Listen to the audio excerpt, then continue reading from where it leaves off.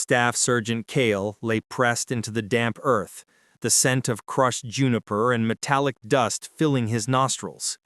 The air above him was being systematically dissected by hostile fire, a rhythmic, punishing sound that vibrated through the ground and into his teeth.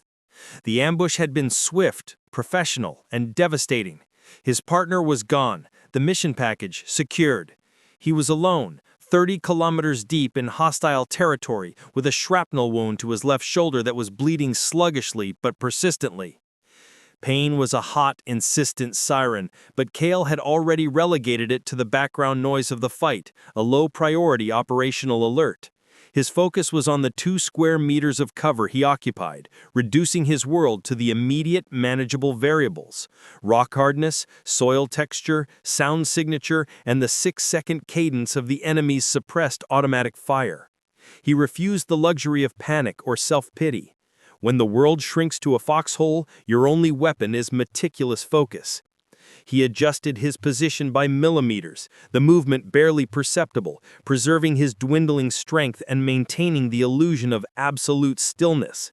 The earth was cold, a welcome anchor against the internal tremor of adrenaline and shock, a promise of stability in a violently unstable moment. He needed to survive the next 10 minutes, then the 10 after that. Survival was a fractal process, requiring infinite small victories over the impulse to surrender. The initial surge of rage and despair had been successfully choked off, a necessary, immediate act of mental discipline. Kael knew those emotions were liabilities, blinding the vision and clouding the judgment, making a man predictable and careless. He replaced the fury with cold, pure logic, breaking down his situation into a series of solvable equations. Equation 1. Stop the bleed. He couldn't fully access his IFAC on his own without exposing himself, but he could apply localized pressure. He used the butt of his combat knife, jamming the handle into the pack strap over the wound, leveraging the pressure through the rigid plastic of the sheath. The spike in pain was a welcome distraction from the mental strain, a physical sensation he could use to ground his focus. Equation 2. Define the threat vector. The shots were coming from the high ground, 3 distinct positions, likely 2 snipers and 1 spotter, or 3 riflemen maintaining suppressive fire. Their cadence suggested confidence, but also a lack of immediate urgency to advance. This meant they were awaiting reinforcement or trying to draw him out. Kael decided on the latter. They knew he was isolated and expected him to break cover. He had to become a ghost, a stubborn refusal of a target. He exhaled slowly, tasting the copper in the back of his throat. He had to be still, a component of the terrain, breathing only when the suppressive fire masked the sound. His mind automatically turned to the geometry of his position. The rock he was behind offered protection from direct fire, but severely limited his fields of view, a compromise he had to accept. He mentally drew the cone of fire, the potential angles of deflection, and the small, crucial dead space he occupied. This was the practice of years of brutal, monotonous training, transforming chaos into measurable, manageable data. He was no longer a human being fighting for his life. He was an operational node calculating optimal energy expenditure versus risk exposure. Fatigue, that insidious voice of surrender, whispered to him, suggesting a moment of rest, a moment to truly feel the pain and acknowledge the hopelessness. He silenced it with a simple, programmed task. Check the pressure of the improvised dressing, a purely mental check to ensure his focus remained tactile and immediate. The greatest distance a man ever travels is from his mind to his hand. He understood that the only true escape from the trap of fear was the cold, unfeeling logic of the process. He had to outthink the fear, not fight it. Fear was a reactive instinct, but logic was a proactive shield. He felt the familiar, heavy weight of the mission's honor, the silent, demanding code of the professional. Not the ceremonial honor, but the quiet, practical honor of keeping a promise. He had promised the CO that the package would not be compromised, regardless of the cost. That promise was his spine now, rigid and unbending. It was not a question of life or death, but of duty and completion.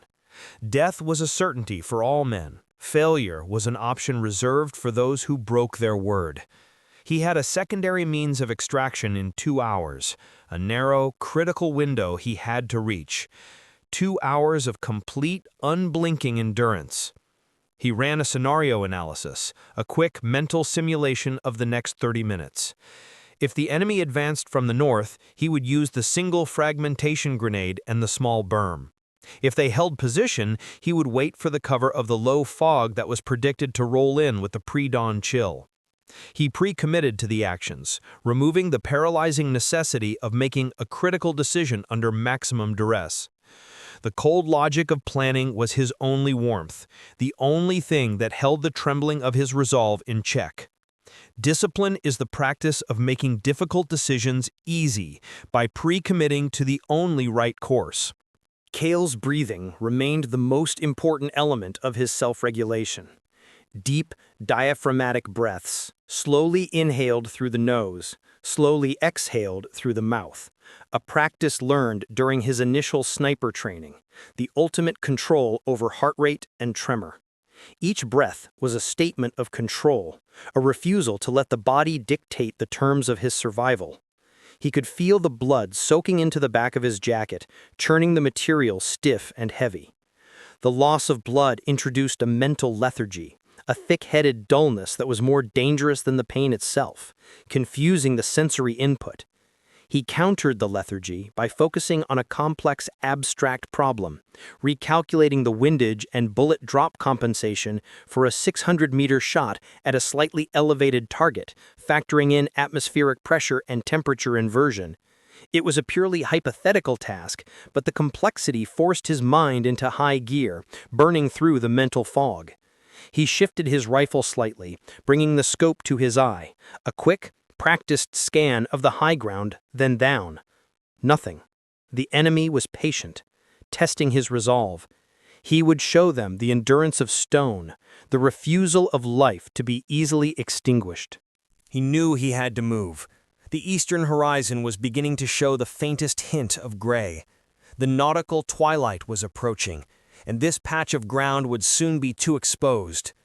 He needed to close the distance to the ravine, a natural break in the terrain that offered deep concealment and a route parallel to the extraction vector. This move required absolute, immediate commitment.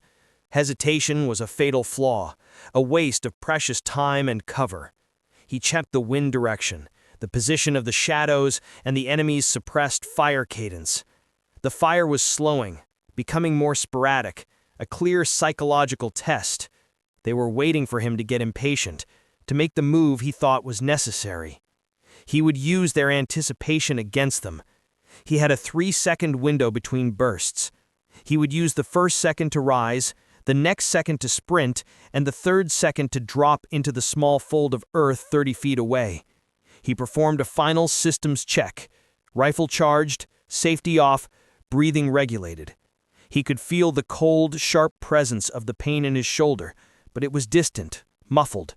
The training had turned pain into information, not incapacitation. He closed his eyes for a split second, embracing the coming exertion, then opened them, eyes hard and clear. He exploded from cover, not moving like a tired, wounded man, but like a mechanism launched by a powerful spring. The sudden, violent movement sent a spike of white-hot pain through his shoulder that almost caused him to gasp, but the sound was strangled in his throat, replaced by a forced, explosive exhalation. The enemy's suppressed fire immediately intensified, tearing up the earth where he had been lying a moment before.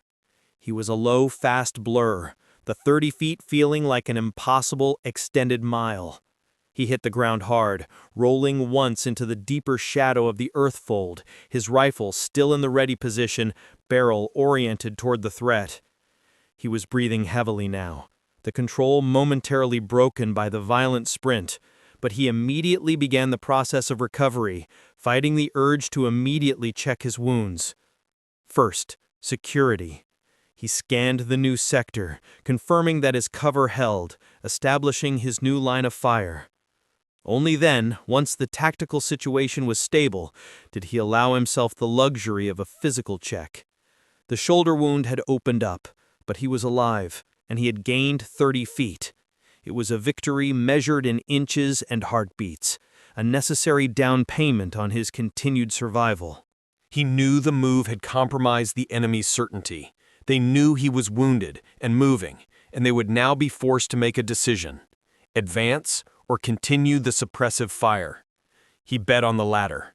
Advancing meant leaving cover, exposing themselves to a potential counterattack from a highly motivated and disciplined operative, a risk they seemed unwilling to take immediately. Kael used the moment of their hesitation to execute the self-aid procedure. He ripped open his jacket and pack, accessing the trauma kit. His fingers, cold and slightly numbed, worked with practiced efficiency, locating the clotting agent and the pressure dressing. The movement of his arms sent blinding waves of nausea, but he focused on the texture of the gauze, the simple, necessary steps of the protocol, shutting down the sensory input of pain. He was methodical, refusing to rush, refusing to allow the pain to contaminate the process. He injected the local anesthetic, waiting for the cold numbness to spread, and then applied the dressing with brutal, necessary pressure. The ultimate expression of self-control is to be your own medic, your own commander, and your own executioner of doubt. The world was settling back into the controlled silence of the waiting game. The pain had been muffled to a tolerable roar, and the bleeding was largely contained. Kael was exhausted, the kind of exhaustion that tasted like grit and smelled like ozone and stale sweat. He leaned his head back against the cold stone, allowing his eyes to drift shut for a fraction of a second, just long enough to refresh his vision. He used the time to mentally compose a clean, concise after-action review of the ambush, where they failed, what he could have done differently, and what lessons he would carry forward, assuming he made it out. This was not morbid reflection, it was another act of discipline, ensuring that even this brutal suffering was not wasted, that it would serve a future purpose. He was preparing for tomorrow, even in the middle of a desperate fight for today. His mind was his final and most complex piece of equipment, and it required constant calibration and maintenance. He could not afford a single corrupt thought, a single error in judgment. The fog began to roll in, a thick, cold, white blanket creeping up from the valley floor, exactly as predicted by the meteorological report he had memorized days ago. This was his window, a gift of terrain and timing. The fog would reduce visibility to less than 30 meters, neutralizing the enemy's long-range advantage from the high ground. He began his final prep.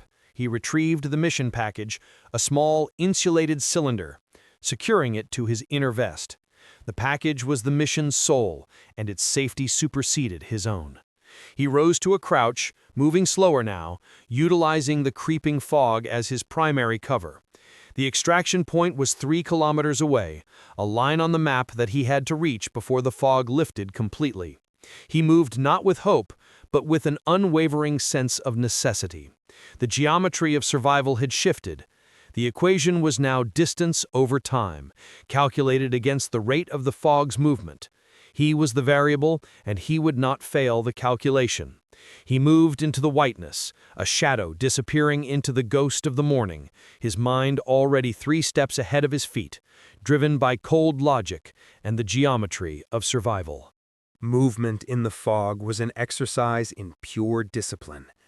Every step had to be deliberate, every sound minimized.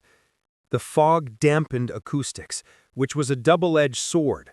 It masked his own movement, but also muffled the sound of a potential approaching threat. Kael relied entirely on his internal compass and the mental map he had burned into his memory. He moved in a low, shuffling crouch, his rifle held close, ready for an immediate close-quarters engagement. The terrain was treacherous, wet rocks hidden under a shallow layer of mist, demanding absolute attention from his injured body. He relied on the sensory input from his feet, feeling the texture of the ground, trusting the muscle memory of traversing difficult terrain. His focus was reduced again to the granular, the next 5 meters, the next patch of shadow, the next breath. He was performing a silent, moving meditation where the consequence of a lapse in concentration was immediate death. The internal temptation to rush was immense. The extraction window was finite, and the fog, his temporary shield, would not last. His discipline fought this impulse.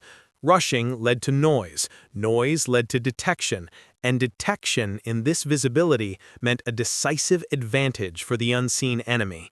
He maintained a pace that was agonizingly slow, prioritizing stealth and control over speed. He began to feel the first wave of dehydration, the dry, metallic taste in his mouth, the faint dizziness that came with blood loss and prolonged exertion. He forced himself to drink a minimal amount of water, just enough to moisten his throat, conserving the rest. He visualized the water flow on the map, identifying a small, protected spring marked in his planning. If he reached it, he could replenish his supply and gain a crucial advantage. He began to plan the route to the water source, another methodical calculation overriding the instinctual panic. He found himself fighting the ghost of his partner. Images of the ambush, the sudden terrible silence after the initial burst, flashed in his mind. The emotional cost threatened to overwhelm the mental calculus. Kael forcefully pushed the memory back, sealing it behind a wall of operational focus. He would grieve later. Now, grief was a vulnerability, a crack in the shield. His honor to his fallen comrade was best served by completing the mission and ensuring the package reached its destination. That was the only eulogy required. Grief is a debt, and debt must be postponed until the balance of duty is settled.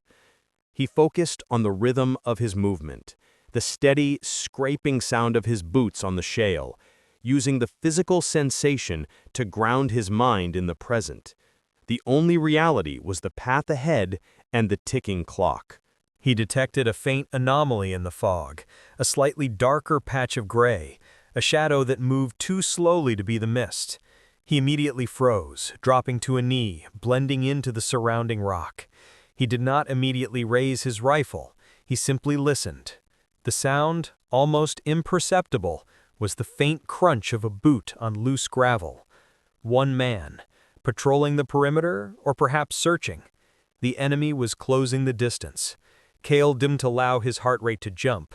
He slowed his breathing further, forcing himself into a state of near hibernation, relying on the numb clarity of the adrenaline-controlled mind. He waited, letting the contact approach. This was the moment where endurance of position became decisive. He was a rock. The enemy was a moving target. The enemy soldier passed within 10 feet of him, a fleeting shadow in the thick fog. Kael could hear the ragged sound of the man's breath, the quiet scrape of his rifle against his webbing. Kael did not move a muscle. He was relying on the principle of the hunter. If you can see them, they can see you. By maintaining absolute stillness and control over his sound signature, he remained invisible. The temptation to eliminate the threat, to end the tension with a quick, decisive strike, was intense. But the tactical decision was clear. An engagement, even a silent one, would compromise his position and alert the remaining 2 threats on the high ground. He let the enemy walk past. Survival required patience, not aggression. He waited a full 30 seconds after the sound faded, then slowly, methodically, rose and changed his trajectory, moving away from the patrol path. He eventually reached the ravine, the ground dropping away sharply, offering a deep, natural trench of concealment. He scrambled down the embankment, the jarring movement reopening the muted ache in his shoulder, but he was safe from the high ground observers. The ravine floor was muddy and difficult, but it offered 2 crucial advantages: deep cover and the promise of the small stream.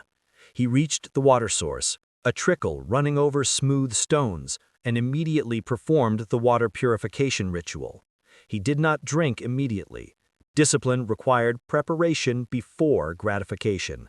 He filled his canteen and only then allowed himself a small, measured sip of the cold, clean water. It was a momentary, critical infusion of energy and mental clarity. He chewed a piece of high-energy ration bar, eating slowly, forcing the body to absorb the fuel gradually, denying the instinct to gorge. With his immediate needs, security, hydration, and minor sustenance met, Kael checked his navigational equipment. He was exactly on track. 1 hour remaining in the extraction window, 1.5 kilometers to cover. The fog was beginning to thin, a pale, watery light filtering through the mist. Time was running out. He began the final push. He moved with a renewed, grim energy, a focused intensity born from the successful navigation of the first phase. The mind was clear. The body was a tool that, though damaged, was responding to the cold, rational demands of its master. He thought of the core truth of military life. The only true battlefield is the space between your ears. All external threats were simply tests designed to exploit the weaknesses of the internal landscape. By maintaining that methodical, self-disciplined mind, he had nullified the advantage of a superior force. The final kilometer was a grueling crawl through thick underbrush, demanding constant exertion. He was pushing past his absolute physical limit, running on the pure fumes of willpower. The wound was throbbing again, the numbness wearing off, but he had established his mental framework. The pain was a fact, not a mandate. He was no longer trying to avoid the pain, but simply outlast it. He employed the technique of compartmentalization, mentally isolating the pain in a locked box, allowing only the necessary operational data, the burning in his legs, the shortness of breath, to reach the command center of his mind. He was a professional in the execution of his duty, and his duty was to endure until the job was done. There was no room for self-pity in the final leg of the race. He saw it, the marker. A small, familiar flare mounted on a high rock, barely visible through the remaining mist. The extraction point. He did not cheer, did not increase his pace recklessly. He approached the location with the same methodical caution he had maintained for the last 3 hours, scanning the landing zone, confirming the security of the area. He was the last man standing, and his final act of discipline was to ensure the safety of his arrival. He checked his weapon one last time, preparing the signal device. He had reached the destination not through a burst of heroism, but through a constant, grinding adherence to protocol and a refusal to allow his mind to dictate surrender. Kael reached the beacon and triggered the signal. The low, distant thrum of the rotors immediately filled the air.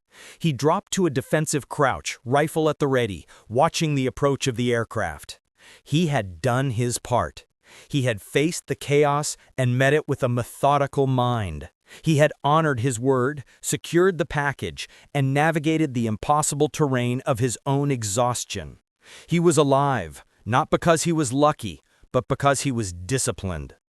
As the helicopter descended, kicking up a storm of dust and debris, Kael simply knelt, a silhouette of quiet, professional endurance against the dawn sky.